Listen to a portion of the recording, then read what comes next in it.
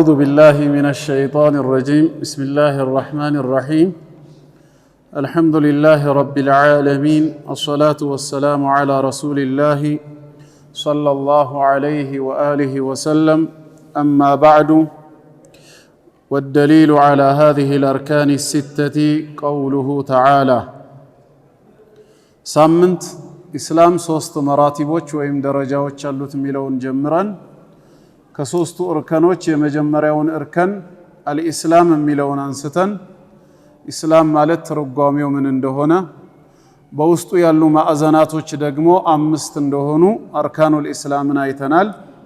ከዛ ሁለተኛው መርተባ አልኢማን ኢማን የሚለውን አንስተን ስለ ኢማን ምንነት የተወሰነ ከተመለከትን በኋላ 60 ከምናምን ወይም 70 ከምናምን የሚደርሱ ቅርንጫፎች እንዳሉት ከዛው ከፍተኛው ላኢላሃ ኢላላህ የሚለው ዚክር እንደሆነ ዝቅተኛው ደግሞ ሰዎችን የሚያውክ ነገር ከመንገድ ላይ ማስወገድ ነውልና ወአርካኑሁ ሲተቱን ማዕዘናቶቹ ደግሞ 6 ናቸው ብለን አንቱኡሚነ ቢላሂ ወመላኢከቲሂ ወኩቱቢሂ ወሩሱሊሂ ወቢልየውሚል አኺር ወቱኡሚነ ቢልቀደሪ ኸይሪሂ ወሸሪሂ ይሄንን አይተን ነበር የቆምነው። ከዛ በቀጠለ መልኩ ወደሊል ማስረጃው ይላሉ على هذه الاركان السته ለነዚህ 6 ማዕዘናቶች የኢማን አካል ለመሆናቸው ማረጋገጫው ቀውሉሁ ተዓላ ጌታ አላህ በሱረቱል በቀራ ምዕራፍ 2 ቁጥር 177 ላይ እንዲህ ብሎ መናገሩ ነው። አዑዙ ቢላሂ ሚነሽ ሸይጣኒር ረጂም ለይሰ البر ከመልካም ስራ አይቆጠርም ይላል። ቢር ማለት መልካም የተባለን ነገር ሁሉ አንድ ላይ ጠቅልሎ የሚይዝ የጋራ የሆነ ስያሜ ነው።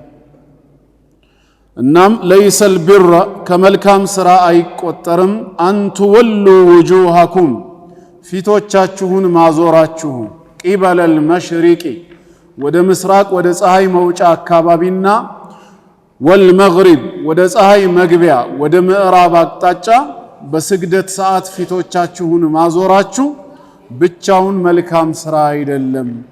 ወላኪን البر ነገር ግን መልካም ስራ ተደርጎ የሚቆጠረው መን አመነ ቢላህ አይ ኢማኑ መን አመነ ቢላህ በአላህ ያመነ ሰው እምነት ነው። ሰውየው በአላህ ካላመነ እምነት ልቡ ካልገባ ወደ ምስራቅም ወደ ምዕራብ አቅጣጫ ዞሮ መስገዱ ብቻውን መልካም ስራ ተደርጎ ሊቆጠር አይችልም። መጀመሪያ ከዛ ስራ በፊት እምነት ቀዳሚ ነው። በአላህ ያመነ ሰው እምነት ነው። ወልየውሚል አኺር እንዲሁም በመጨረሻው ቀን ያመነ ከሞት በኋላ ዳግም መቀስቀስ መነሳት መኖሩን ወልመላኢከቲ እንዲሁም በመላእክቶች ያመነ ወልኪታብ ከአላህ ዘንድ በወረዱ መጽሐፍትም ያመነ ነው። ወነቢይን በነቢያትም ጭምር ያመነ ሰው እምነት ነው ይላል። ወላኪን البر من آمن بالله አንድ ወልየውሚል አኺር 2 ወልኪታብ ወልመላኢከቲ 3 ወልኪታብ 4 ወነቢይን 5 ተጠቅሷል ማለት ነው። ወደሊሉል ቀደሪ ለቀደር ደግሞ ማስረጃው ሌላው 6ኛው የእምነት ማዕዘን ለሆነው ቀውሉሁ ተዓላ አላህ እንዲህ ብሏል ሱረቱል ቀመር ላይ ኢና ኩለ ሸይኢን ኸለቅናሁ ቢቀደር። ሙሽሪኮች ሰሒህ ሙስሊም ላይ እንደተዘገበው ይሄ የቁርአን አንቀጽ የወረደበት ምክንያት ማለት ነው ረሱል አለይሂ ሰላቱ ወሰላም ዘንድ መጡ። ዩኻሲሙነ ፊል ቀደር በቀደር ጉዳይ ሊከራከሩ ቀደር የሚባል ነገር የለም። አጠቃላይ ክስተቶች ሁሉ ከተከሰቱ በኋላ ነው በባለቤቱ ላይ የሚጻፈው እንጂ ቀድሞ የተጻፈ ወይም የተወሰነ የሚባል ነገር የለም ሲሉ فأنزل الله عز وجل ጌታ አላህ እነዚህን አንቀጽ አወረደ። يوم يسحبون في النار على وجوههم ነገ በፊቶቻቸው የሚጎተቱ ሆነው ወደ እሳት ይወሰዳሉ።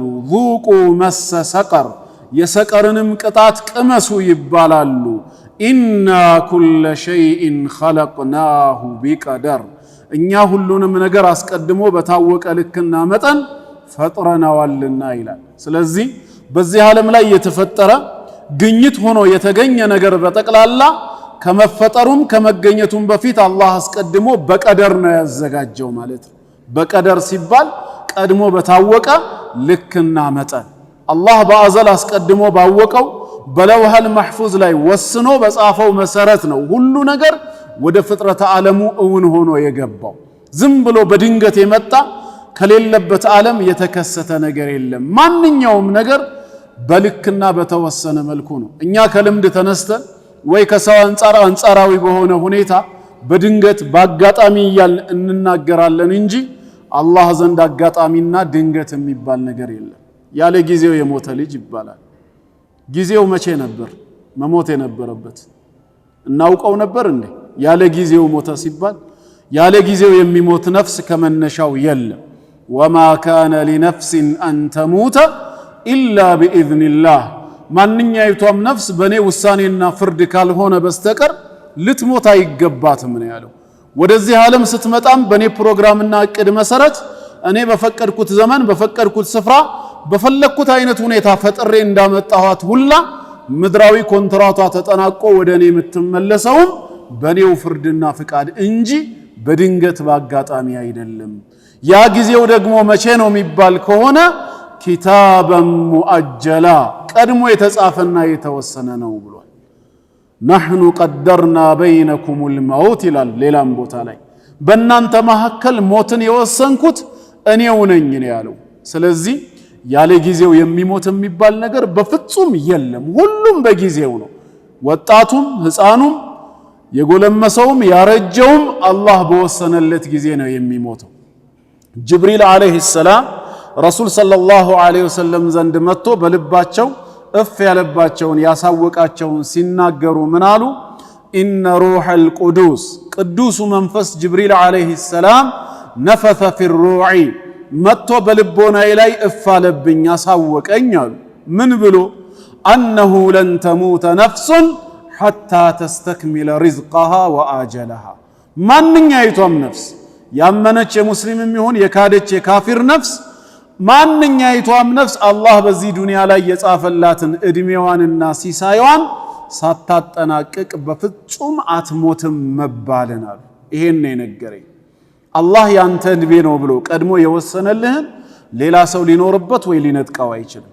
ማንም ሊያስረዝመው ማንም ሊያሳጥረው አይችልም። ይሄንን እድሜ አላህ ራሱ ከፈቀደ ያረዝመዋል፣ ካልሆነም በወንጀል ሰበብ ሊያሳጥረው ይችላል። ከሱ ውጪ ግን ያንተ እድሜ ነው ብሎ ላንተ የሰጠህን ማንም ሊኖረው እንደማይችለው ሁላ ያንተን ሲሳይም ማንም ሊረዘቀው አይችልም።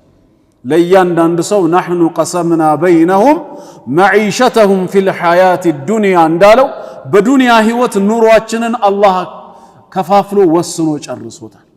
ያንን ሳያጠናቅቅ አንድም የሚሞት ነፍስ የለም። በ15 ዓመቱም ከሞተ ማተ ቢአጀሊህ በተጻፈለት አጀሉ ነው የሞተው። 105 ዓመትም ድረስ ከቆየ አላህ እስከዛ እንዲቆይ ስለፈቀደ ነው። እኛ ግን ያለ ጊዜው የምንለው ለምንድን ነው? ከልምድ ተነስተን ነው። ከተላላቆቻችን ከወላጆቻችን ወይ ደግሞ ከዚህ በፊት የነበሩ ሰዎች ይሄን ያህል ዓመት ቆይተው ሞቱ ሲባል ዛሬ 15 የ30 ዓመት ወጣትና ጎልማሳ ሞተ ሲባል ድንገት ይሆንብንና ያለ ጊዜው ይባላል። እንደዚሁም የሚወለድ ልጅ ያለ ጊዜው የተወለደ ልጅ ይባላል። እንዴት ያለ ጊዜው ይወለዳል?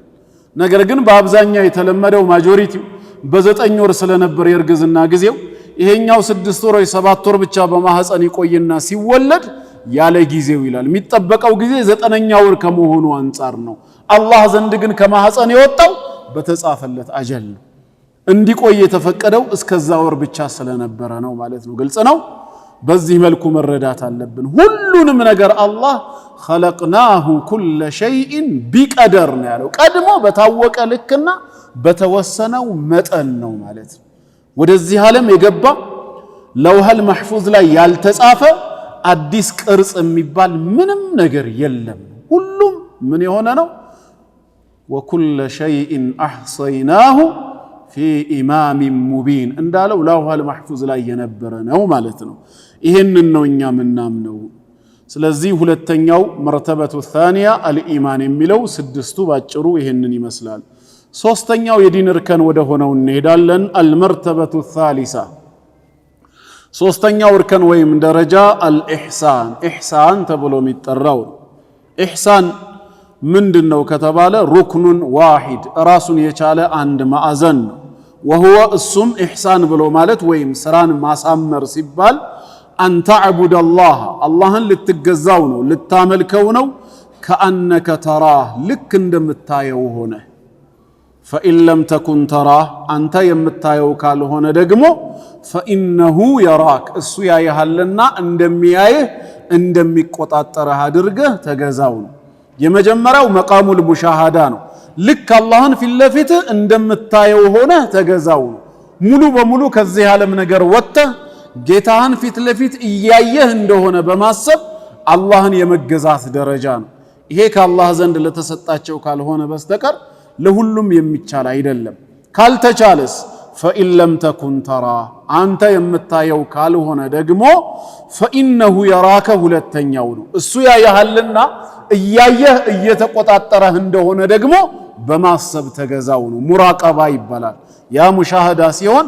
ይሄ መቃም አልሙራቀባ ማለት ነው እያየኝ ነው ጌታዬ እየሰማኝ እየተቆጣጠረኝ ነው በሚል ልብ በፍርሃት በተሞላ መልኩ አላህን መገዛት ኢህሳን ተብሎ ይጠራል ማለት ነው በታዘዝነው መልኩ ዒባዳን ማከናወን ወደሊል ኢህሳን የሚባል ነገር ለመኖሩ ማስረጃው قوله تعالى ጌታ አላህ እንዲህ ማለቱ ነው ኢነላሃ መዐል ለዚን አላህ ከነዚያ ጋራ ነው ይላል በእርዳታውና በጥበቃው ማለት ነው ከነማን ኢተቀው ጌታቸውን ከሚፈሩ ከሚጠነቀቁ ወለዚነ ሁም ሙሕሲኑን እነዚያም እነሱ ስራቸውን የሚያሳምሩ ከሆኑት ጋር ነው ብለዋል ስለዚህ በስራችን ውስጥ ኢህሳን ያስፈልገናል የምንለው ከነዚህ ማስረጃዎች ተነስተን ነው እኛም ከሙሕሲኖች ከሆንን አላህ በእርዳታው በእገዛው ከኛ ጋር ይሆናል በሌላም ስፍራ ወቀውሉሁ ተዓላ ወተወከል ተመካ ይላል على العزيز الرحيم አሸናፊና አዛኝ በሆነው ጌታ ላይ ብቻ ተመካ ይህ አሸናፊና አዛኝ የሆነው ጌታ ደግሞ ማን ነው ካልክ الذي يراك ያ የሚያይህ ነው حين تقوم ለሰላት በምትቆምበት ጊዜ ያይሃል وتقلبك እንዲሁም መመላለስ መገለባበጥህንም في الساجدين ከሰጋጆች ጋር በሱጁድ ስፍራ መመላለስህንም የሚመለከት ነው إنه هو السميع العليم እሱ ማለት የባሮቹን ንግግር ሰሚ ውስጣቸውንም አዋቂ የሆነ አምላክ ነው በማለት ስለ ሙራቀባም ይነግረናል ማለት ነው وقوله تعالى ሱረቱ ዩኑስ ቁጥር 61 ላይ ጌታችን ምን ይላል وما تكون አትሆንም ይላል في شأن በምንም ነገር ላይ ከሁኔታዎች ውስጥ በየትኛውም ሁኔታ ላይ ልትሆን አትችልም وما تتلو ደግሞም አታነብም منه من قرآن ከርሱ ከቁርአንም አንድ ፊደልም አታነብም ولا تعملون እንዲሁም አትሰሩም من عمل ከስራ ማንኛውንም ማለት የሆነ ነገር ሊነግረን ነው ሶስት ነገሮችን ከጠቀሰ በኋላ አንደኛ ከሁኔታዎች ውስጥ የትኛውም ሁኔታ ላይ ልትሆኑ አትችሉም ማለት ሁለተኛ ከርሱ ከቁርአን አንድ ፊደል አንድ አንቀጽ አንድ ቃልም በፍጹም ልታነቡ አትችሉም ሶስተኛ ከስራ ማንኛውንም ኸይርም ይሁን ሸር ምንም ስራ ልትሰሩ አትችሉም በእነዚህ ሁሉ ሁኔታዎች ውስጥ ኢላ ቢሆን እንጂ አለ ኩና ዐለይኩም በእናንተ ላይ የሆን ቢሆን እንጂ ምን የሆን ቢሆን እንጂ ሹሁደን ተመልካቾችና ተጣጆች ይላል የኔ እይታ የኔ ቁጥጥር ቢኖርበት እንጂ እኔ ሳላያችሁ ሳልቆጣጠራችሁ ከሁኔታዎች ምንም አይነት ሁኔታ ላይ ልትሆኑ ከቁርአን አንድ ፊደልንም ልታነቡ ከስራ ማንኛውንም አይነት ስራ ልትሰሩ በፍጹም አትችሉም ያን ሁሉ ታከናውኑ ዘንዳ የኔ መገኘት የኔ ማየት ቢታከልበት እንጂ إذ تفيضون فيه ስራ ውስጥ ገብታችሁ ወደ ውስጡ ሰምጣችሁ ትጀምሩት ዘንዳ ይላል ይሄ ማለት ምን ማለት ነው ከልደታችን እስከ ሞታችን ከኛ የሚገኙ ማንኛውም ሁኔታዎች ማንኛውም ንግግር ማንኛውም እንቅስቃሴና ተግባር በአላህ እይታና ቁጥጥር ስር ነው ያለው እሱ ሳያየን ሳይቆጣጠረንና ሳይመለከተን ምንም አይነት ሁኔታ ላይ ልንገኝ አንችልም ማለት ነው በእውቀቱና በእይታው ስር ተከበናል ረበና ወሲዕተ ኩለ ሸይእን ረሕመተን ወዕልማ ጌታችን በእዝነቱም በእውቀቱም ወሲዐ ኩለ ሸይ ሁሉንም ነገር የሰፋ ነው የሱ ረህመት ያልደረሰው የፍጥረት ዓለም ክፍል እንደሌለ ሁላ ዕውቀቱ ያላካበበው አንድም መኽሉቅ የለም። ሁሉ ነገር በዕውቀቱ ስር ነው ያለው ማለት ነው። ተግባብተናል? ይሄንን ነው እንግዲህ ኢሕሳን ማለት። ስለዚህ እያየኝ ነው፣ ያውቀኛል፣ ይቆጣጠረኛል፣ ይሰማኛል በሚል ስሜት አላህን በተገቢው መንገድ መገዛት ኢሕሳን ተብሎ ይጠራል። ወደሊሉ ሚነ ሱነቲ ይላል። እስካሁን እንግዲህ ለአርካኑል ኢስላም ለአርካኑል ኢማንም ለኢሕሳንም ከቁርአን ነበር ማስረጃ ስናቀርብ የነበረው። አሁን ደግሞ ከሱና ማስረጃ ለነዚህ ሁሉ ካስፈለገ ሐዲሱ ጅብሪል የጅብሪል ዓለይሂ ሰላም ሐዲስ አልመሽሁር የታወቀ የሆነው እሱን ማቅረብ ይቻላል። ምንድነው የሚለው ሐዲሱ? አን ዑመር ብን አልኸጣብ ረዲየላሁ ዐንሁ ቃል ከዑመር ብን አልኸጣብ ረዲየላሁ ዐንሁ እንደተላለፈው እንዲህ አለ። በይነማ ነሕኑ ጁሉሱን፣ በይነማ ሲል ወቅተን ሚነል አውቃት እንደማለት ነው። የሆነ ወቅት ላይ ለማለት ነው። ነሕኑ ጁሉሱን እኛ ተሰብስበን ተቀምጠን ሳለ የት? ዒንደ ነቢይ ሰለላሁ ዐለይሂ ወሰለም የአላህ ነቢይ ዘንድ ተሰብስበን ተቀምጠን ሳለ ኢዝ ጠለዐ ዐለይና በእኛ ላይ በድንገት ብቅ አለ አለ። ረጁሉን ማንነቱ የማይታወቅ የሆነ ሰው። አረጁል ብሎ አሊፍና ላምን በማምጣት አርቲክሉን ዴፊኒት አላደረገውም፣ ኢንዴፊኒት አርቲክል ነው። ረጁሉን ማንነቱ የማይታወቅ ሰው ብቅ አለ። ይሄ ሰው ደግሞ ሸዲድ በጣም የበረታ ነው። በያዲ ثያቢ የልብሱ ንጻት በጣም የነጻ ነጭ ልብስ ለብሶ ነው የመጣው። ሸዲዱ ሰዋድ ሸዕሪ የፀጉሩ ጥቁረት ደግሞ በጣም የበረታ ጥቁር ነው። በአዋራ በምንም የሆነ የተበላሸ የተንጨባረረ አይደለም።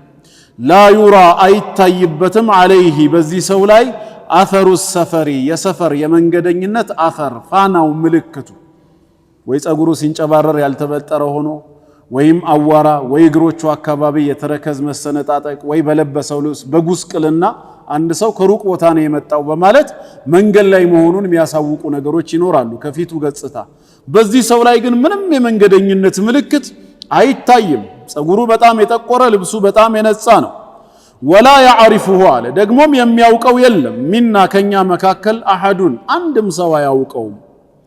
መጣና ፈጀለሰ ኢለ ነቢይ ሰለላሁ ዐለይሂ ወሰለም ወደ ነቢዩ ጠጋ ብሎ ተቀመጠ።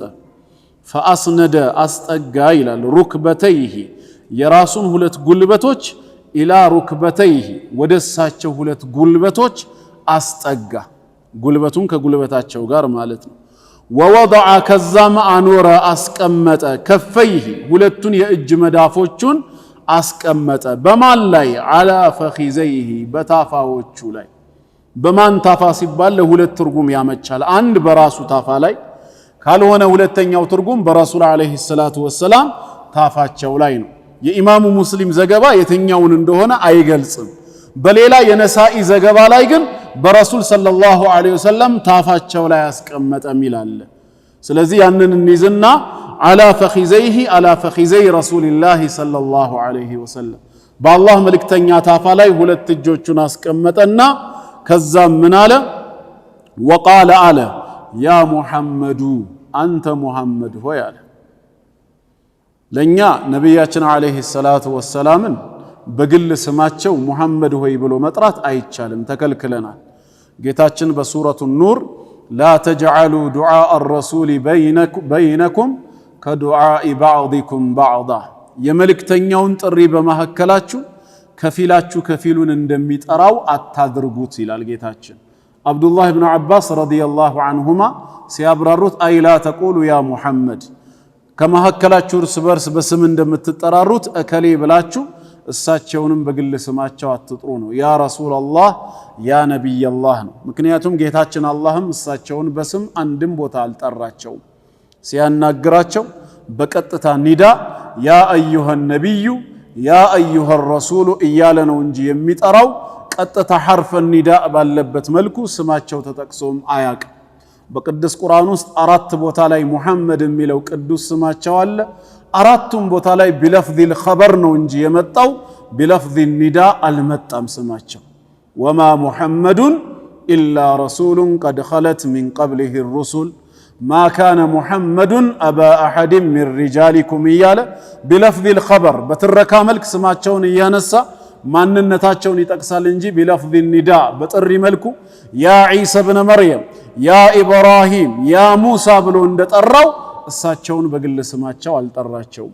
ምናልባት ይሄ ክልከላ በኒ አደምን ሰዎችን ብቻ የሚመለከት ህግ ሊሆን ስለሚችል ጅብሪል አለይሂ ሰላም ደግሞ ከመላእክት ወገን ስለሆነ ላይመለከተው ይችላል። ወይ ደግሞ ሱረቱ ኑር ከመውረዱና ቀብለ ተህሪም ጉዳዩ ሐራም ከመሆኑ በፊትም ሊሆን ይችላል ያንን የተናገረው። አላ ኩሊ ሃል አንተ ሙሐመድ ወይ ብሎ ጠራቸው። አኽቢርኒ እስኪ ንገረኝ አላቸው። አኒል ኢስላም ስለ ኢስላም ምንነት فقال صلى الله عليه وسلم إسلام مالت أن تشهد أن لا إله إلا الله كأن الله بستكر بأونة من ملك أملاك يلم بله لتمسكرنا وأن محمدا رسول الله أني محمد يسو ملك تنيا مهونينم وتقيم الصلاة صلاة دنبون الناس رات طبق لتسجدنو وتؤتي الزكاة زكاة من دزيه لم يقبع وكال لتستنو وتصوم رمضان يا رمضان نور لتصومنو وتحج البيت يا الله نبيت لتقوبينو إن استطعت إليه سبيلا ودسو من قدن يمتشل كهنا قالت قالت أياك من عليه سو صدقت أونتني تناقر قال عمر بن الخطاب رضي الله عنه فعجبنا له على لذي سو تقرم نبتاله انقدا النقاقرنو من دنيا اسقرماتشو يسأله عند تمارين دالاوك سو يطيقاتشوال تملسو دقمو ويصدقه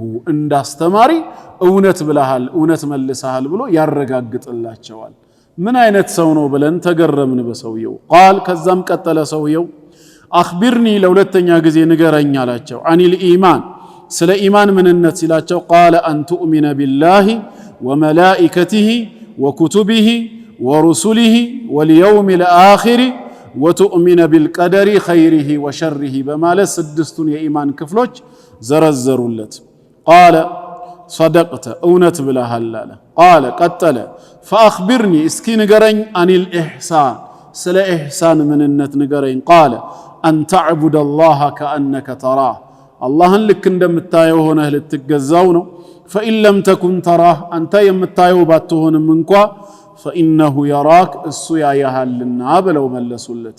እነዚህ ናቸው ማለት ነው ከሐዲስ ማስረጃ የሚባለው።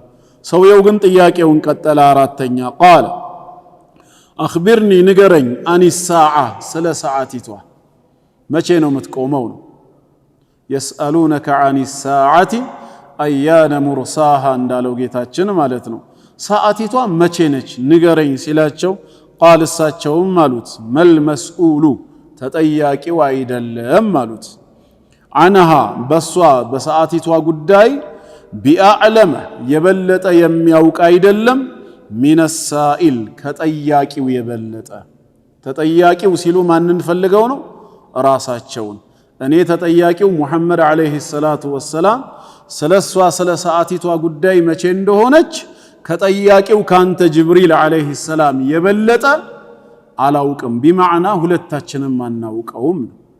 እሺ ሰዓቲቷ በትክክል መቼ እንደምትቆም ካላወቅ አምስተኛ ጥያቄ ያለና قال ምን አለ فأخبرني شنقرين عن أماراتها سلم ملكتوچا مقاربان እንኳን የሚያሳዩ بالتحديد በዚህ ቀን ቂያማ ይቆማል ብለህ መገደብ እንኳን ካልቻልክ ቢያንስ መቃረቧን የሚያሳዩ ምን ምልክቶች አሉ? قال እሳቸውም አሉ ለአምስተኛው ጥያቄ አንተ ሊደል አመቱ ባሪያ ሴት መውለዷ ነው አሉ። ረበተሃ ጌታዋ የምትሆናትን መውለዷ ነው። ምን ማለት ነው ሲባል ብዙ አይነት ትርጓሜ ተሰጥቶታል። አንደኛው ትርጓሜ ከፍረቱል ዑቁቅ የወላጅ መብት መጣስ ልጆች ወላጆቻቸውን እንደ ባሪያ ራሳቸውን እንደ ጌታ ቆጥረው በእነሱ ላይ የበላይ መሆንን የሚያሳይ ነው በዚህ ዘመን። ምክንያቱም ያቺ ሴት የወለደቻት እናት የወለደቻት ልጇ እንደ ጌታዋ ትሆናለች ማለት የእናትነት ሐቋን እንደማትጠብቅ እሷን እንደምታሰቃያት የሚያሳይ ነው። ይሄ ከፍረቱል ዑቁቅን ነው። ሁለተኛው ትርጉሙ ደግሞ ምንድነው? ያው ብዙ ባሪያዎች የተማረኩ ይኖሩና እነዛ ነገስታቶች ከነዛ ባሪያዎች ልጆችን ሲወልዱ በግንኙነት ሰበብ ያቺ የተወለደችዋ ልጅ ነገ በአባቷ ቦታ ላይ በክብር ወንበር ስትቀመጥ እናቷን ተረሳትና እንደ ባሪያ አድርጋ ምን ታደርጋታለች? ታኖራታለች ማለት ነው። ልጅ እንደ ጌታ ሆና ማለት ነው። ከላይ እንዲህ አይነት ነገሮች መምጣታቸውን ያሳያል። ሁለተኛ ወአንተራ ልታይ ነው አልሁፋት ጫማ የሌላቸው ማለት ነው በባዶ እግራቸው የሚሄዱ አልዑራት የተራቆቱ የሆኑ ሙሉ ሰውነታቸውን የሚሸፍንላቸው ልብስ ያላገኙ አልዓለተ ችግረኛ ድሃ የሆኑትን ልታያቸው ነው ሪአ አሻ ፍየልና በግ ጠባቂ የነበሩት ወይንም ደግሞ ግመልን የሚያግዱ የነበሩትን ልታያቸው ነው ባጭር ጊዜ ውስጥ ምን ሆነው ተቀይረው የተጣወሉ ሲሽቀዳደሙ ታያቸዋለህ ፊል ቡንያን በፎቅ ግንባታ እነዛ ሰዎች የመጀመሪያ ህይወታቸው ምን ነበር ሁፋት ጫማ አልባ በባዶ እግራቸው የሚሄዱ እንደዚሁም ደግሞ አልዑራት የተራቆቱ ሙሉ ሰውነታቸውን የሚሸፍን ልብስ የሌላቸው አልዓለት ድሃና ምስኪን ችግረኛ ናቸው ሪአ አሻ ፍየል በግ መጠበቅ ከብት ማገድ ነበር ስራቸው ነገር ግን አላህ ሀብቱን ያመጣላቸውና ባጭር ጊዜ የተጣወሉነ ፊል ቡንያን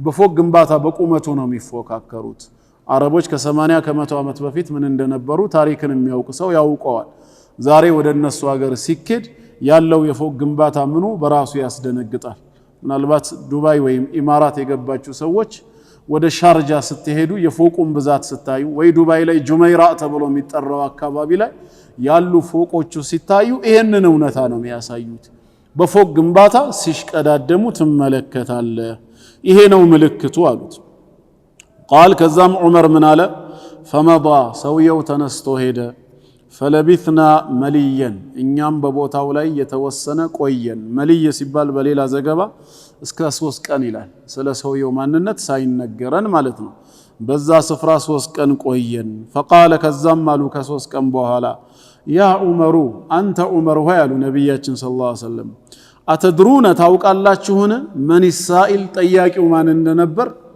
አሁን መጥቶ 5 ጥያቄ ያቀረበው ቁልና እኛም ማለን አላሁ ወረሱሉሁ አዕለም አላህና መልእክተኛው የበለጠ ያውቃሉ አለን قال هذا جبريل ይሄ መልአኩ ጅብሪል አለይሂ ሰላም ነው አታኩም ወደ እናንተ ዘንድ መጥቷችሁ ነው አላማውም يعلمكم ሊያስተምራችሁ ነው አምረ ዲኒኩም የዲናችሁን ጉዳይ ይላል ስለዚህ በተቀሉ ምን ተማርን ማለት ነው አንደኛ ስለ ሶስቱ ማስረጃ ከሱናም አግኝተናል ስለ አምስቱ የእስልምና ማዕዘናት ስለ ስድስቱ የኢማን ማዕዘናትና ስለ ኢህሳን በተጨማሪ ከዛ ውጪ ደግሞ ምን አገኘን ቂያማ መቼ ነች ብሎ ስለ ሰዓቲቷ ሲጠይቃቸው እኔም አንተም አናውቅም በማለት ከጌታ አላህ ውጪ ማንንም እንደማያውቅ ነግረውታል يسألونك عن الساعة أيان مرساها ከዛ ቀጥሎ ጌታችን ምን አለ فيما أنت من ذكراها إلى ربك منتهاها መመለሻውና ማብቂያው ወደ ጌታህ ነው አንተ እዚህ ውስጥ የለህበትም ነው ሰዓቲቷን ከጌታ አላህ ውጪ ማንንም የሚያውቅ የለም ولا يعلم متى تقوم الساعة أحد إلا الله تبارك وتعالى ሰዓቲቷ ቂያማ መቼ ትቆማለች የሚለው ከጌታ አላህ ውጪ ማንንም ሊያውቅ አይችልም ነው እኛ በተቀሉ በጁምዓ ቀን እንደሚቆም እናውቃለን ነብያችን ሰለላሁ ዐለይሂ ወሰለም ስለ ጁምዓ ቀን ፈዲላ ሲነግሩን በዛ ቀንም በሳቸው ላይ ሰላዋትን እንድናወርድ ሲያስተምሩን ጁምዓ ቀን ብሎ ማለት አባታችን አደም አለይሂ ሰላም የተፈጠረበት ወደ ጀነትም የገባበት ከጀነትም የወጣበት ሰዓቲቷ ቂያማም የምትቆምበት ነው ብለዋል ስለዚህ በተቀሉ በጁምዓ ቀን ይቆማል ግን የትኛው ጁምዓ በስንተኛው አመት ከ12 ወራቶች ስንተኛው ወር ላይ ከወራቱ እስካሉ 4 ሳምንት በየትኛው ጁምዓ ሳምንት ላይ ከአላህ ውጪ ማንንም ሊያውቅ የሚችል የለም ነው ይሄንንም ለማስተማር ነው ግረ መንገድ እሺ ምልክቶቿን ንገረኝ ብሎ በተነገረው ምልክት መሰረት ያው እያየን ነው አሁን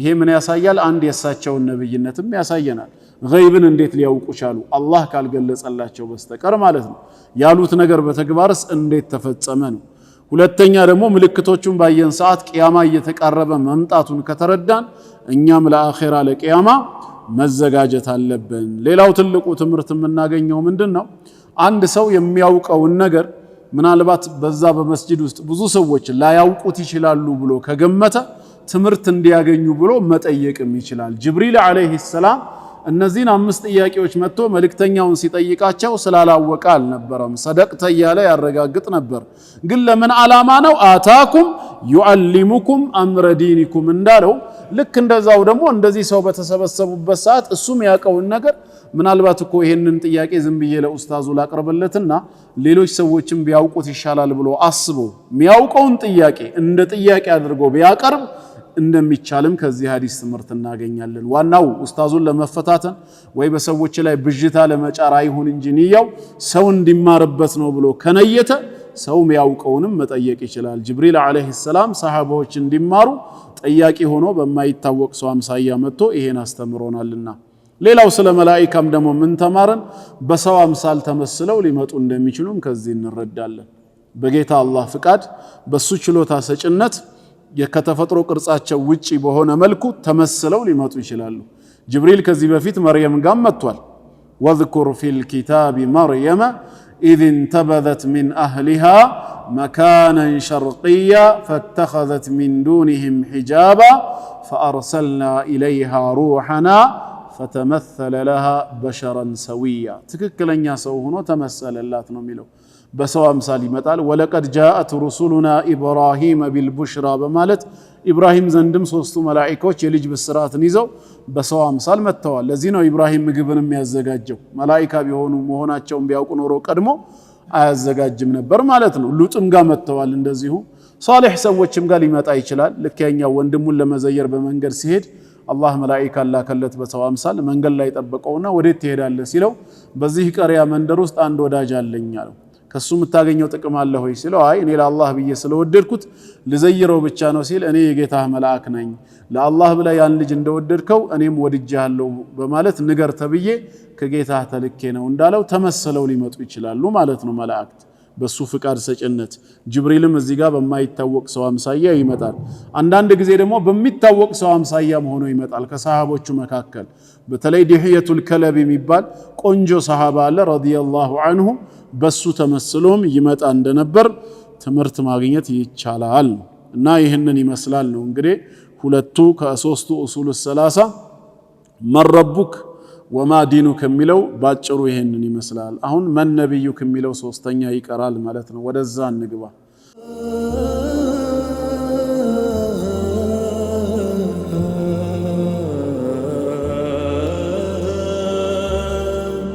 አልአስሉ ሳሊሱ ሶስተኛው መሰረት ይላል ሚን ኡሱል ሰላሰቲ ከሶስቱ መሰረቶች ማለት ነው። ማዕሪፈቱ ነቢይኩም ሙሐመድን ሰለላሁ ዐለይሂ ወሰለም ነቢዩ ሙሐመድን ዐለይሂ ሰላቱ ወሰላም ማወቅ ነው። ስለሳቸው ደግሞ የተወሰነ እናያለን። ወሁወ እሳቸው ማለት ማናቸው ከተባለ በግል ስማቸው ሙሐመድ ኢብኑ ዓብድላህ ይባላሉ። የዓብድላህ ልጅ አባታቸው ዓብድላህ ነው። ኢብን ዓብድል ሙጠሊብ ዓብድላህ ደግሞ የዓብድል ሙጠሊብ ልጅ ነው። ዓብድል ሙጠሊብ ለሳቸው አያት ነው። ዓብድል ሙጠሊብ ኢብን ሃሺም የሃሺም ልጅ ይባላል። ሃሺም ለሳቸው ቅድመ አያት ተብሎ ይጠራል።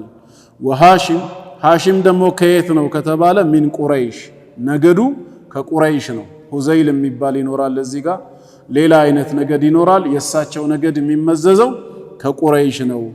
ቁረይሾች እስከየት ናቸው ሲባል ወቁረይሹን ሚነል ዓረብ ከዓረቦች ናቸው።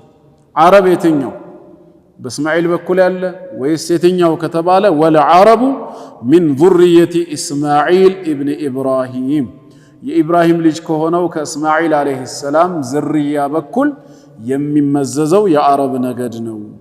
አልኸሊል የሚባለው ማለት ነው። የአራሕማን ወዳጅ ኢብራሂም ዓለይሂ በሱ በኢብራሂም ላይና ወዓላ ነቢይና በነቢያችን ሰለላሁ ዐለይሂ ወሰለም ላይ አፍደሉ ሰላቲ ወሰላም በላጭ የሆነው የጌታ አላህ ሰላትና ሰላም ይውረድባቸውና በአጭሩ ይሄንን ይመስላል። ወለሁ ለሳቸው ይላል ለነቢዩ ሙሐመድ ዓለይሂ ሰላቱ ወሰላም ሚነል ዑምሪ ከዕድሜያቸው ዱንያ ላይ ስንት ዓመት ኑረዋል? 63 ሰና 63 ዓመታትን ኖረዋል። እዚህ ዱንያ ላይ 63 ሰነተን 63 ዓመታትን ኖረዋል። ሚንሃ ከነዚህ ከ63ቱ ደግሞ 40 ዓመታቱን ያሳለፉት ቀብለ ኑቡወቲ ነብይ ከመሆናቸው በፊት 40 ዓመቱ ነብይ ከመሆናቸው በፊት ካለፈ ከ63ቱ ላይ 40ው ሲቀነስ ስንት ቀረ? 23። ከዛስ و23 23ቱን ዓመታት ደግሞ ነብየን ረሱላ ነብይም ረሱልም ነበሩ። ኑቢአ ነብይነቱ ተጀመረ በኢቅራ ኢቅራ በሚለው መለኮታዊ ቃል ወኡርሲለ ረሱል ሆነው ደግሞ ተላኩ ቢልሙደሲር ያ አዩሃል ሙደሲር በሚለው ወበለዱሁ የትውልድ ሀገራቸው መከቱ መካ ነው ወሃጀረ ከዛም ተሰደዋል ኢለል መዲነቲ ወደ መዲና ይላል እዚህ ጋር ወደ ኋላ እንመለስና ኑቢአ ኢቅራ በሚለው ተጀመረ ወደሚለው እናያለን ሰሒህ አልቡኻሪ ላይ ሶስተኛው ሐዲስ ላይ ይመስለኛል እናታችን አይሻ ረዲየላሁ ዐንሃ ስትናገር አወሉ ማ ቡዲአ ቢሂ ሚነል ወሕይ ዐለይሂ ሰላቱ ወሰላም الرؤيا الصادقة في النوم አለች የአላህ መልእክተኛ ወሕይን መለኮታዊ ራእይ ማለት ነው ከአላህ ዘንድ የሚመጣ ይሄን ወሕይ ማየት የጀመሩት ተኝተው በሚያዩት እውነተኛ ህልም አማካይነት ነበር አለች ከኢቅራእ በፊት ወሕዩ ይቀድማል ነው ያ ወሕይ ደግሞ الرؤيا الصادقة في النوم እውነተኛ የሆነው ተኝተው በሚያዩት ህልም አማካይነት ነበር فكان لا يرى الرؤيا እሳቸው ምንም አይነት ህልምን አይመለከቱም ነበር إلا جاءت مثل فلق الصبح ያ በሌሊቱ ክፍል የተመለከቱት ህልም በንጋታው ልክ እንደ ንጋት ጎህ የጠራ ንጹህ ሆኖ በተግባር ቢከሰት እንጂ እንዳዩት ማለት ነው እንደኛ ቅዠት አይደለም ወይም ቀኑን ሙሉ ሲያሳስበን የነበረውን ሲያስጨንቀን የነበረውን ሌሊት ላይ እንደምናየው አይደለም ወይ ደግሞ ብዙ ጊዜ ህልማችን የኛ ትራክ የበዛው ነው የሚሆነው የሳቸው ግን በሌሊት ያዩት ህልም ኢላ ጃአት مثل فلق الصبح ልክ እንደ ንጋት ጎህ ጥርት ያለ ሆኖ በተግባር ሆኖ ቢከሰት እንጂ ምንም ህልም አይተው አያውቁም ነበር ይሄ ነገር ለ6 ወር ነው የተደጋገመው ثم حبب إليه الخلاء አለች ከዛ በኋላ ከሰው መገለል ለብቻቸው መሆን እሳቸው ዘንድ ተወደደ ማለት ነው فكان يخلو بغار حراء ሒራ ዋሻ ውስጥ ሄደው ለብቻቸው ይገለሉ ነበር ሒራ ዋሻ ፈየተሐነሱ ፊህ ከመሬት ወደ 605 ሜትር ከፍታ አለው ወደ ላይ ማለት ነው ፈየተሐነሱ ፊህ ዒባዳ ሄደው ይፈጽማሉ እዛ ዋሻ ላይ ሊቀመጥ ብትሉ ምናልባት ዑምራ ወይ ሐጅ ሄዳችሁ ሰዎች ካያችሁት ከ5 ሰው በላይ አያስቀምጥም ውስጥ እንግባ እንኳን ቢባል በጣም ጠባብ ነውና ማለት ነው እና ዒባዳ ይፈጽሙ ነበር ከባለቤታቸው ኸዲጃ ረዲየላሁ ዐንሃ ፈየተዘወድ ለተወሰነ ቀን ስንቅ የሚሆናቸውን ነገር ይዘው ይሄዳሉ ከዛ ዒባዳን ይፈጽማሉ ተፈኩር በማድረግ ያ ስንቅ ሲያልቅ ወደ ባለቤታቸው ኸዲጃ ረዲየላሁ ዐንሃ ድጋሚ ይመለሱና አሁንም ለተወሰነ ጊዜ ይመለሳሉ እስከ መቼ حتى جاءه الحق وهو في غار حراء እውነት የሆነው መልአክ ጅብሪል ዐለይሂ ሰላም እዛ ሒራ ዋሻ ውስጥ እያሉ የመጣላቸው ጊዜ ድረስ እስኪመጣ ልክ ሲመጣ ምንድነው ያሉት እሳቸው فاخذني ያዘኝ فغطني ጨመቅ አደረገኝ አሉ በኃይል حتى بلغ مني الجهد روحي ሊወጣ እስኪደርስ ድረስ ማለት ነው ثم ارسلني ከዛም ለቀቀኝ አሉ ዑለማኡ الحديث የሐዲስ ሊቃውንቶች ጅብሪል ዐለይሂ ሰላም እንደዛ ማድረጉ ለምን አስፈለገ የሚለውን ሲያብራሩ ምንድነው ውስጣቸው ከዚህ በኋላ የሚወርደውን ወህይ ለመስማትና ለመቀበል የተዘጋጀ ባዶ እንዲሆን ነው ቀጥታ የሆነ ነገር ብዬ በነግራችሁ ብዙዎቻችሁ የሆነ ሐሳብ ላይ ስለነበራችሁ መለስቱልና ምናልክ እስኪ ድገመው ይባላል ግን ስል መጀመሪያ ሁሉም ቀና ይላል አይደል አሁን ከፍተ መሆናችሁን ሳይ ንግግሬን መጀመር እችላለሁ እሱ ያዛ አድርጎ ጨመቅ አረጋቸው ከዛ ሲለቃቸው አሁን እሱ የሚናገረውን ብቻ ለመስማት ነው ራሳቸውን የሚያዘጋጁት ማለት ነው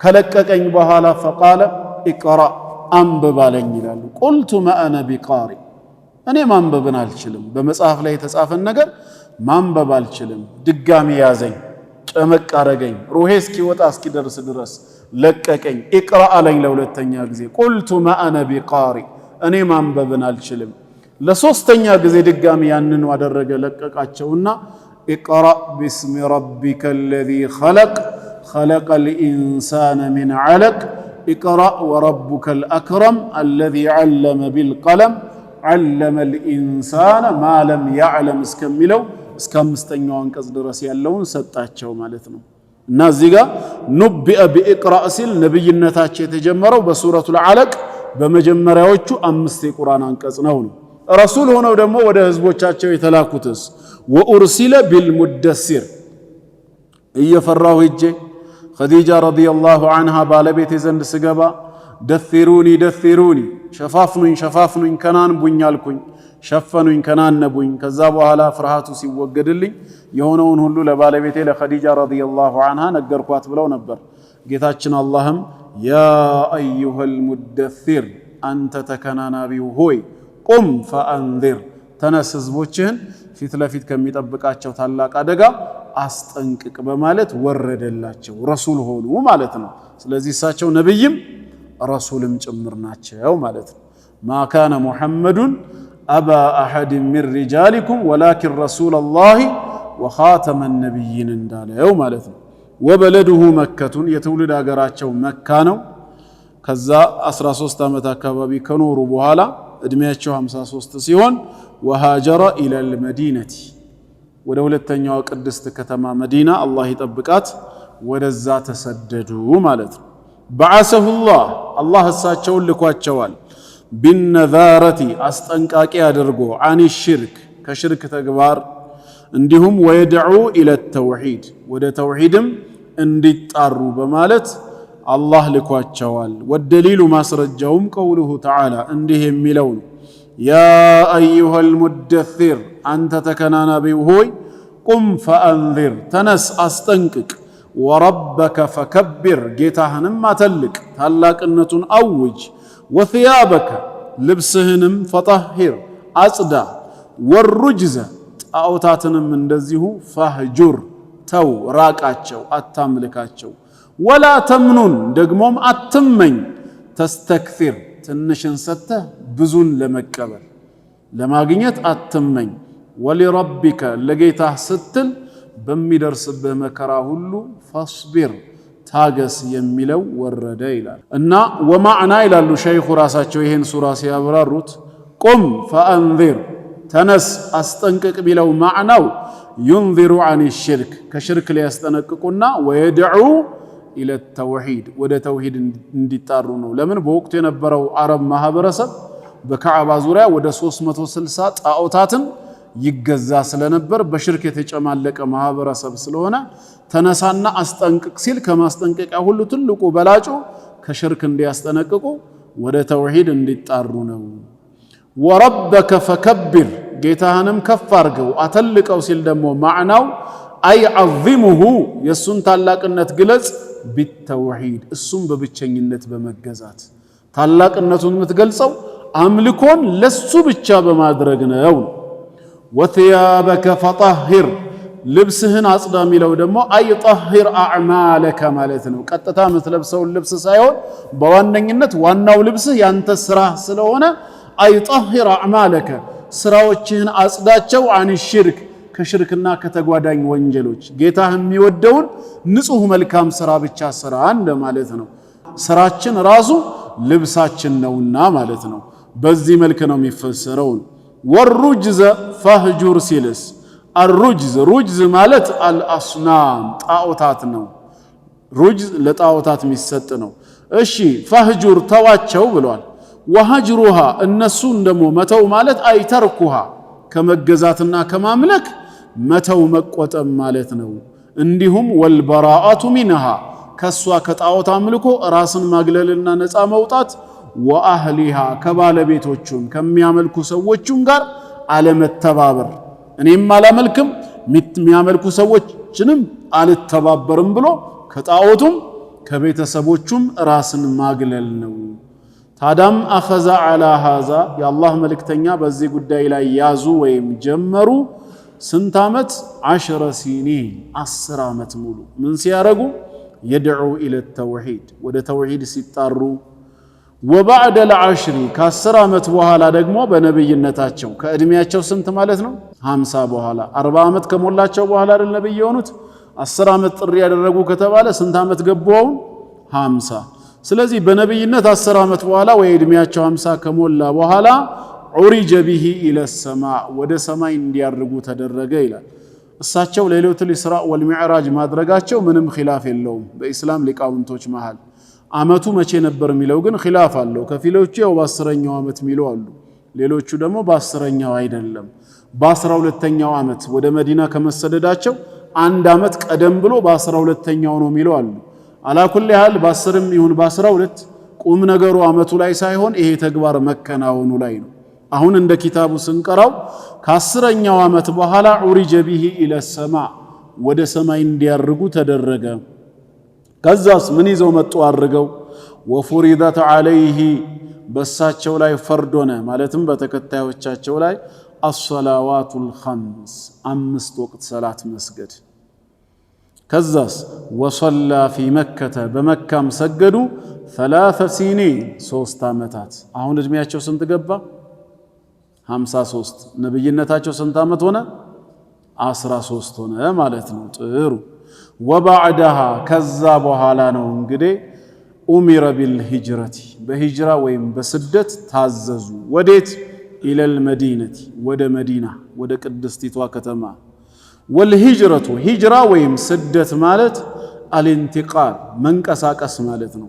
ሚን በለዲ ሽርኪ ሽርክ ከተስፋፋበት ሀገር ጣዖት አምልኮ ከነገሰበት ከተማ ኢላ በለዲል ኢስላም ወደ ኢስላም ሀገር አላህ በነጻነት ወደሚመለክበት ሀገር የሚደረግ እንቅስቃሴ ሂጅራ ይባላል። ስለዚህ አንድ ሰው በሆነ ከተማ ላይ ኑሮውን ሲገፋ በዛ ከተማ ላይ ሆኖ ጌታ አላህን በነጻነት ማምለክ ካልቻለ ጌታ አላህን ለመገዛት የማይፈቅዱለት ከሆነ አላህን በነጻነት ወደሚያመልክበት ከተማ መሸጋገሩ ዋጅብ ይሆናል ማለት ነው፣ ግድ ነው። እዚሁ ላይ ምን ይላል? ወልሂጅረቱ ይላል ሸይኹ ቀጥለው ስደት ማድረግ ፈሪደቱን ዐላ ሃዚሂል ኡማ በዚህ ኡማ ላይ ሃይማኖታዊ ግዳጅ ነው። ምን ማድረግ ነው? እሱም ሚን በለዲ ሽርኪ ሽርክ ከነገሰበት ከተማና ሀገር ኢለል ኢስላም አላህ በነጻነት ወደሚመለክበት ኢስላም ወይም ተውሂድ ወደ ነገሰበት ሀገር መሰደድ ግድ ነው። ወሄ እሷ ደግሞ ሂጅራ ባቂየቱን የምትጸና የምትቀርነች ኢላ አን ተቁመ ሰዓ ሰዓቲቷ ቅያማ እስክትቆም ድረስ ለተወሰነ ዓመት ጊዜ ብቻ የሚሆን አይደለም። ላ ሂጅረተ ባዕደል ፈትሕ የተባለው እዛው ነው።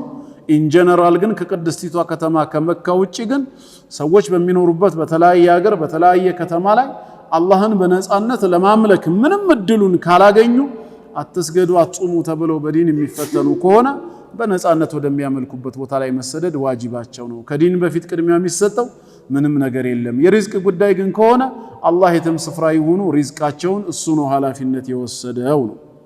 ወደሊሉ ማስረጃውም ለዚህ እስከ ቂያም ቀን ድረስ የሚቆይና ሃይማኖታዊ ግዳጅ እንደሆነ መሰደድ የሚባለው ነገር ቀውሉሁ ተዓላ አላህ እንዲህ ማለቱ ነው። ኢነ ለዚነ ተወፋሁሙል መላኢካ እነዚያ መላእክት የገደሏቸው ዛሊሚ አንፉሲሂም ነፍሶቻቸውን በዳይ የነበሩ ሰዎችን ቃሉ ሩሃቸውን ያወጡት የገደሏቸው መላእክት ይሏቸዋል ፊመ ኩንቱም ምድር ላይ ያላችሁ በምን ሁኔታ ላይ ነበራችሁ ይሏቸዋል። ቃሉ እነሱም ይላሉ ኩና ሙስተድዓፊን ደካሞች የተደረግን ነበርን አቅም አልባዎች ፊል አርድ በምድር ላይ። ቃሉ መላእክቶችም ይላሉ አለም ተኩን አርዱላህ የአላህ ምድር አልነበረችምን? ዋሲዓተን ሰፊ አልነበረችም እንዴ? ታዲያ በአንድ ቦታ ደካማ ተደርጋችሁ ነጻነታችሁ ቢገፈፍ ፈቱሃጂሩ ፊሃ በዛች ሰፊ በሆነችው ምድር አትሰደዱም ነበር ለእምነታችሁ ክብር ስትሉ በነጻነት አላህን ወደምታመልኩበት?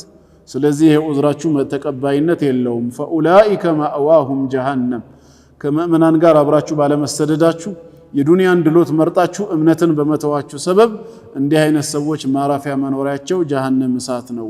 ወሳአት መሲራ መመለሻይቷም ምንኛ ከፋች አለ። ግን ሁሉም ማለት አይደለምና ኢለል ሙስተድዓፊን አቅመ ደካሞቹ ብቻ ሲቀሩ በትክክልም ሚን ሪጃሊ ወኒሳ ከወንዶችና ከሴቶች ወልዊልዳን እንዲሁም ከህፃናት ላ የስተጢዑነ ሒለተን ዘዴን ያልተረዱ የሆኑ ወላ የህተዱነ ሰቢላ መንገድንም ያልተመሩ ወዴት እንደሚሰደዱ የማያውቁ የሆኑ ከሆኑ ከእነሱማ ፈኡላኢከ ዓሳ አላሁ አን ያዕፉወ ዐንሁም አላህ ከእነሱ ይቅርታ ሊያደርግላቸው በምህረቱ ሊያልፋቸው ይከጀላል። ወካነ አላሁ ዐፉወን ገፉራ አላህ ይቅር ባይ መሐሪ ነውና ይላል። እንዲሁም በተጨማሪ ስለ ሂጅራ ወቀውሉሁ ተዓላ አላህ እንደዚህ ብሏል ያ ዒባዲየ አለዚነ አመኑ እናንተ በኔ ጌትነት ያመናችሁ ባሮቼ ሆይ ኢነ አርዲ ዋሲዓ የኔ ምድሬ በጣም ሰፊ ናትና የትም ብትሰደዱ ፈኢያየ ፈዕቡዱን እኔን ብቻ ተገዙኝ ብሏል። የትም ተሰደንም ቢሆን ቃለ አልበገዊዩ ረሒመሁላህ ኢማሙ አልበጋዊ ረሂመሁላህ እንዲህ ይላሉ። ሳሒቡ ኪታቢ መዓሊሙ ተንዚል ፊ ተፍሲር ወተእዊል የዚህ የተፍሲር ባለቤት የሆኑት በተፍሲር ኪታባቸው ላይ ሰበቡ ኑዙሊ ሃዚሂል አየቲ ይቺ አንቀጽ የወረደችባት ሰበብ ምክንያቱ ፊል ሙስሊሚን በሙስሊሞች ጉዳይ ነው። አለዚነ ቢመከተ እነዚያ በመካ የነበሩ ለም ዩሃጅሩ ያልተሰደዱ ነበሩ። ናዳሁሙላህ አላህ ግን ጠራቸው ቢስሚል ኢማን ያ ዒባዲየ አለዚነ አመኑ በሚለው በኢማን ስያሜ ጠራቸው አሉ። ስለዚህ እኛም በአላህና በመጨረሻ ቀን ያመንን የአላህ ባሪያዎች ከሆንን በሆነ ከተማ ላይ ስንኖር ማለት ነው የዲኑ ጉዳይ ካልተመቻቸልን ሰላት ለመስገድ፣ ለመጾም፣ ዘካም ለማውጣት አላህን በነጻነት ለመገዛት ዲናችንንም ቁርአንን ለመማር የማይፈቅድልን ከሆነ ታግለን እንኳን መብታችንን ማስከበር ካልቻልን አላህን ወደምናመልክበት ሌላ ከተማ ሌላ ሀገር መሰደድ ለዲን ብሎ ግድ ነው። ሐታ በመንገድ ላይ የሞተ ሰው ፈቀድ ወቀዐ አጅሩሁ ዐለላህ ምንዳው በአላህ ላይ ነው የሚሆነው ማለት ነው። ከቤቱ ስደተኛ ሆኖ የሚወጣ ለአላህና ለመልእክተኛው ሰው ለዱንያ ብሎ በባህር ይሰደዳል። በየመን በኩል በጣሊያን በኩል እየተባለ ስንቶች እንደው የባህር ራት እየሆኑ አይደል? ስንቶች በሽርፍታ እየተገደሉ አይደል? ገና ይለፍለት አይለፍለት ዋስትናም ለሌለው ተስፋውም ላልተረጋገጠ ለዱንያ ህይወት ለዲን ግን ከሆነ ሙሉ ዋስትና አለው። ንያውን አስተካክለው እኔ በዚህ ከተማ ላይ አላህን በነጻነት ማምለክ አልቻልኩም እሱም በነጻነት እንዳመልክ ሌላ ቦታ ሊሄድ ብሎ ቢሰደድና አደጋ ቢደርስበት አጅሩ አላህ ዘንድ ነው። ስለዚህ ሂጅራ ግድ መሆኑን ከዚህ እንረዳለን። ወደሊሉ ዐለ ልሂጅረቲ ሚነ ሱና ከረሱል ዐለይሂ ሰላቱ ወሰላምም ሱና ሂጅራ ግዳጅ መሆኑን መስማት የፈለገ ቀውሉሁ ሰለላሁ ዐለይሂ ወሰለም የአላህ መልእክተኛ ምን አሉ? ላ ተንቀጢዑ ልሂጅራ ስደት የሚባለው ነገር በእምነት ሰበብ መቼም አይቋረጥም ሐታ ተንቀጢዐ ተውበቱ የተውበት በር እስኪቋረጥ ድረስ እንጂ። እንደዛማ ከሆነ መቼ ነው ተውበት የሚቋረጠው ስንል ደግሞ ወላ ተንቀጢዑ ተውበቱ ተውበትም ተቀባይነቷ በሩ አይዘጋም አይቋረጥም ሐታ ተጥሉዐ ሸምሱ ፀሐይ ብቅ እስክትል ድረስ ሚን መግሪቢሃ ከመጥለቂያዋ ከምዕራብ በኩል እስካሁን የምትወጣው በየት በኩል ነው? ከምስራቅ በኩል ነው ብቅ የምትለው። ቂብላዋ ተቀይሮ ከምዕራብ በኩል የወጣች ጊዜ ግን ምን ይሆናል ማለት ነው? የተውበት በሩም ይዘጋል፣ ሂጅራም የዛኔ ይቋረጣል። የተውበት በር ይዘጋል ሲባል ፀሐይ ከምዕራብ ስትወጣ ይሄ ኡሙመን ነው፣ በአጠቃላይ ለሰዎች ሁሉ በሩ ሲዘጋ ነው። ወኹሱሰን በነፍስ ወከፍስ ለአንድ ሰው የተውበት በሩ መቼ ነው የሚዘጋው ከተባለ መቼ ነው? ጣዕረ ሞት ውስጥ ሲገባ ሰከራተል መውት።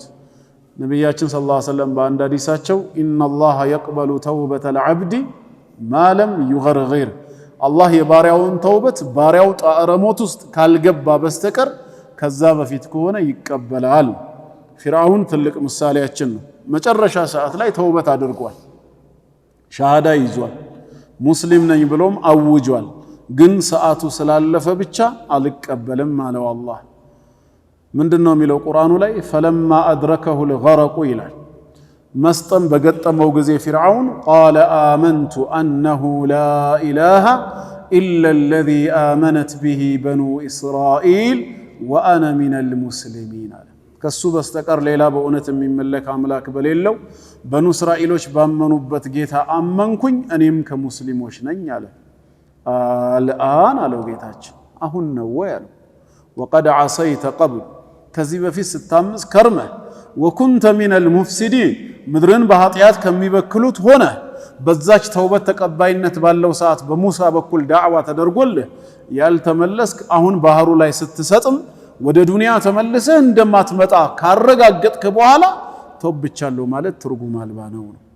ልክ በቁርአን ላይ ወለይሰት ተውበቱ ሊለዚነ ያዕመሉነ ሰይአት ሐታ ኢዛ ሐደረ አሐደሁሙል መውት ቃለ ኢኒ ቱብቱ ልአን ለነዚያ ኃጢአትን ሲሰሩ ይከርሙና ልክ ጣዕረ ሞት ላይ ሲሰፍሩ አሁን ተውብቻለሁ ለሚሉ ተውበት ተቀባይነት የለውም ነው፣ ወይም ካፊር ሆኖ ለሚሞት ሰው። ስለዚህ የተውበት በር በነፍስ ወከፍ ጣዕረ ሞት እስኪገባ ነው። ዑሙመን የተውበት በር ለሁሉም ሰው ደግሞ የሚዘጋው ፀሐይ ከምዕራብ በኩል ብቅ ብላ ስትወጣ ነው። ልክ ፀሐይ ከምዕራብ በኩል ብቅ ብላ ስትወጣ ሰዎች ቢያዩት እንደ አዲስ እንመን መልካም ስራም እንደ አዲስ እንስራ ቢሉ ስራቸው ተቀባይነት የለውም። መጀመሪያውኑ ብቅ ከማለቷ በፊት ያመኑ ሰዎች ከነበሩ፣ ብቅ ከማለቷ በፊት ይሰሩ የነበሩ ሰዎች ከነበሩ እነሱ ግን መቀጠል ይችላሉ። የውመ ያእቲ ባዕዱ አያት ረቢክ لا ينفع نفس إيمانها لم تكن آمنت من قبل أو كسبت في إيمانها خيرا كذا بفيت ያላመነች ወይ በኢማኗ መልካም ስራ ያልሰራች ካልሆነች በስተቀር ምልክቱን አይታ እንዳዲስ አመንኩ ብትል ኢማኗ አይጠቅማትም ነው ግልጽ ነው በዚህ መልኩ ነው ይላል ኢንሻአላህ እንግዲህ ቀሪውን ነጥብ በመዲና ላይ ተረጋግተው ሲቀመጡ ምን ሰሩ የሚለውን ሳምንት የኪታቡ ختم ቢሆን ይሻላል ወሰለላሁ ወሰለም على نبينا محمد وعلى اله وصحبه وسلم اجمعين